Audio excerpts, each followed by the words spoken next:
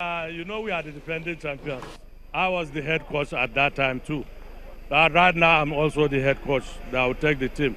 I usually combine my team with home base and then some foreign based players. Uh, all these players that you see, if you remember the qualifiers for the Nations Cup, is the same players that I took and they went and played. Most of them from McMentos and Kano Pillars. And people who are accusing me. Now it has, I've been dictated, I've been whatever. At least vindicated to at least 1, 2, 3, all from Savannah. So nobody will say I take players because of personal interest. So the same players have been registered even before I knew it. They had already registered them. I've always won a medal in the All Africa Games. So definitely we are going to try and win the gold again, inshallah. But that's it. Listen to Coach Sani Ahmed. We're getting ready for the All Africa Games, and he's optimistic that the basketball team can impress. I liked what you said yesterday, and it seems the NBBF are doing that. I have a team for the African Games, and I have another team for the AfroBasket. Maybe you just take 1, 2, 3 impressive players that are not tired, and put them into the All Africa Games team. I think we can do big things, particularly. They should have it in mind, in case they don't win in Tunisia, they are defending champions in the All Africa Games. They must not drop that title in Brazzaville. So they have a huge task to go and retain that title. Okay, let's see if Olumide Macaulay will retain his place in our team this morning. Olumide, how are you doing this morning? I'm good, Austin. You can hear me, but you yeah. We'll definitely catch up with you. We'll catch up with you later on. But guys, let's move on. I think we should move on, right? Looking at the newspapers, let's find out what's going on with the papers this morning. And of course, we definitely have someone special in the I was going to say in the a special guest in the studio already to talk all of that with us this morning. So, please permit me in welcoming our very dear Ifeanyi Osuna, who's in the studio right now to talk sports. Good morning, Austin. Good morning, Cecilia. Good morning. Welcome to the program. It's great to be with you today. Thank you for having me. I mean, it's sports. We only just have fun with it. The papers are saying so much, but I'm sure you're also talking about this new team Sunday Olise is trying to build. The latest is that he has dropped Obiazo and pressing defender Nelson Obiazo. Unfortunately, Obiazo had, I think they had injuries. So he decided to put them on the team to get maybe a replacement with 2 other players. I think I was looking forward to seeing Obiazo especially play in the Super Eagles, but injury is always a bane to every footballer. I respect every decision Olise takes concerning moving the team forward. So I think he's going to. We all should support him in doing what he wants to do. I believe he's going to make the best decision for the team moving forward. That's the word everyone has been saying, using. Let's support. We need to support our new coach Sunday Olise. And of course, we had some rescheduled games in Nigeria professional football. Is anybody back on top of the team? That was yesterday. That was Nigeria's very own El Clasico, if I'll call it. It was a difficult game, to be honest. Aimbot just always has, there's something about them.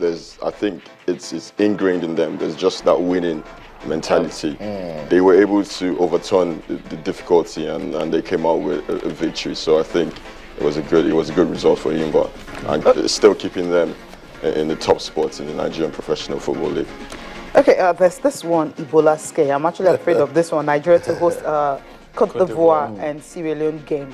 Lagos and Sierra Leone banned from hosting games. That was actually a fantastic news because Nigeria once again has shown or used this opportunity to show what they have that leadership status in Africa, because we all know Sierra Leone, due to the outbreak of Ebola, the World Health Organization hasn't really given them a clean bill of health to host matches.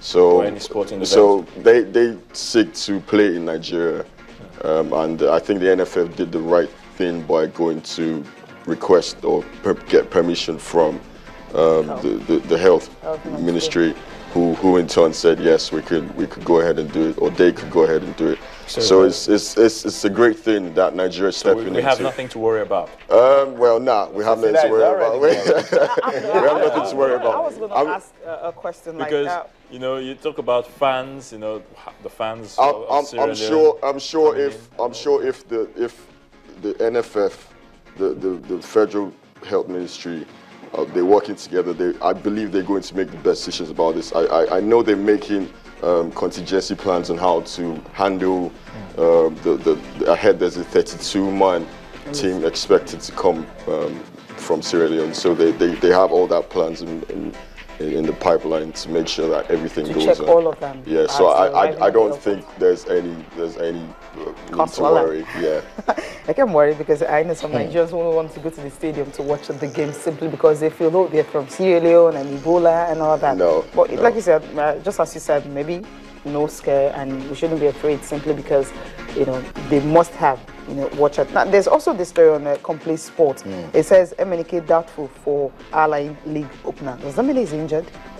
Once again, injury hasn't really been good to MNK recently. We have just 2 strikers. He's the third one. So I think it's going to affect him in the Super Eagles as well. Oh yeah, there's one about you have the soccer star right here, and I'm seeing something here. NFF Amaju in fresh trouble. What can that be? What sort of trouble is that? I mean, in recent times, we've seen the NFF president, you know, and along with the board of the NFF, all looking, you know, optimistic and going about their businesses. So, where's this one coming from? I'm definitely sure that has to do with some administrative issues. It's always pertaining to things like that. So this is not the kind of story we want to be hearing from the NFF right now. We always want positive things because these are the people in authority trying to move the Nigerian sports forward. I hope Amaju Pinnick is able to sort himself out. We also have something here from Coach Samson Siase, who says, he's begging clubs to free players, you know, for him to execute games for the under 20. Definitely. Coach Siase is going to need all the support he can garner from everyone. If he's not able to get support from other coaches of teams which have the players he wants, then I don't think he's going to be successful.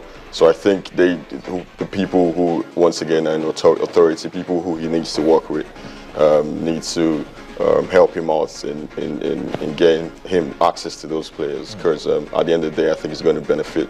I agree, but you can't blame the clubs at this moment. These are crucial times for football. They can always get to a compromise. I think that's the thing. But you can't. The guys in the studio made a valid point last night that Manchester, the English FA, cannot keep Wayne Rooney for 4 weeks. You don't do that. You don't do that. Particularly when they really need him at that period of time. Because now the clubs, some are fighting relegation, others are looking for the top 4. It's already week 20. Now the thing about that's about you talking about Manchester United, Wayne Rooney. The FA always has a good working relationship with the club. So I think if we can emulate that, at least to some levels, we wouldn't be going over issues like that. You know, I think it would be a thing of the past. So they could also pick that out as well. But if you look at the way we usually invite players to camp, you know, I was telling Austin the other day, you're going to invite 26 home-based players or 23, and at the end of the day, you tell someone you're picking 5. Why do that? So it's like you're depriving the players from playing in their club, and also they will not get to play the tournament they're actually aiming for. Find the rub shoulders with the foreign-based players. Come on. You can always do that at any time. I think that's a valid point. Maybe what they can do, if, for instance, Siasa is preparing for the All-Africa Games. All-Africa Games is going to be starting on the 4th. You already know your players. You know the players you want to pick. Fine. Why not just pick your best 18 or 23? Don't pick 30 or 36. Pick your 23 or 18. Bring them to camp 2 weeks to the tournament. You've been with these players for like 8-9 months. I mean, since you became the coach of the team. I think if they do that, maybe players will be eager to actually clubs will be eager to release their players. By the time you want to keep players in camp for 1 month, come on, these players, they need to play for the club and all that. We talked about the basketball team, that for instance, if you didn't have Abubakar Usman for Kano Pillars and you didn't have people like Abdul Yahya, who happens to be the MVP, you didn't have them in the various clubs, do you think they would have gotten to the finals? Or maybe they were with the team in France, and at the end of the day, they would not even make the cutoff. What are you're depriving them from playing with the team. These are the kind of, I think these are the kind of issues that they could look into and see how, like I said, how they could get a better working relationship. You know, that's what's pertinent at this matter. Obviously, in every section of sports fraternity in Nigeria, there's always room for improvement, and this is one area where the coaches at all levels should improve in terms of working with the clubs that require players to come and play for the national team. Okay, some transfer just here now. Manchester United is splashing £60 million for Thomas Muller, and also Mourinho hijacks £21 million Pedro deal. That's the right word, hijack. Yeah. They couldn't have got a better word. But I think let me say, I think two things worked in favour of Chelsea for this deal. First of all, I think Pedro I don't think he was impressed by the way Manchester United went with the pursuit of the deal. I think he got an impression that Chelsea wanted the modern Manchester United did, especially after the disastrous weekend Chelsea had on Saturday. Sources tell us that Mourinho went ahead to actually talk to Pedro and made him understand his worth to the team. How you know. But will he play the same Jose Mourinho? We've had rumors in the past that he's not so. I'm quite sure that he's going to play first in football, and I think the casualty in Chelsea is going to be Oscar.